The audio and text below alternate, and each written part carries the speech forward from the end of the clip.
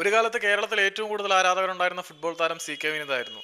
കോവൻസ് ബെൽഫോർട്ടൊക്കെ അഴിഞ്ഞാടിയ Kerala Blasters എഫ്സിയുടെ മൂന്നാമത്തെ സീസണിൽ ബ്ലാസ്റ്റേഴ്സിന് വേണ്ടി വളരെ മികച്ച പ്രകടനം കാഴ്ചവെച്ച സി കെ വിനീത് സ്റ്റീവ് കോപ്പലിന്റെ പ്രിയപ്പെട്ട ശിഷ്യന്മാരിൽ ഒരാളായിട്ട് വാഴ്ത്തപ്പെട്ട ഒരു കാലഘട്ടം ഉണ്ടായിരുന്നു. അദ്ദേഹത്തിന്റെ കില്ലിംഗ് സെലിബ്രേഷനൊക്കെ കേരള ബ്ലാസ്റ്റേഴ്സിന്റെ ആരാധകർ രോമാഞ്ചത്തോടെയാണ് ഇന്നും ഓർക്കുന്നത്. പിന്നീട് പല പ്രശ്നങ്ങൾ മൂലം അദ്ദേഹം കേരള ബ്ലാസ്റ്റേഴ്സ് വിട്ടുപോകുന്ന കാഴ്ചയൊക്കെ നമ്മൾ കണ്ടു.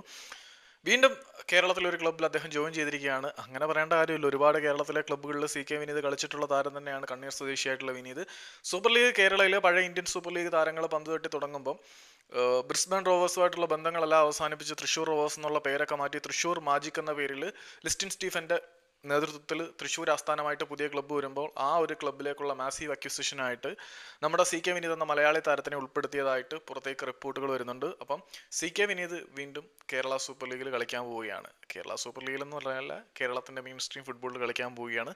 തൃശ്ശൂർ മാജിക്കിന് വേണ്ടി സി കെ വിനീത് കളിക്കും.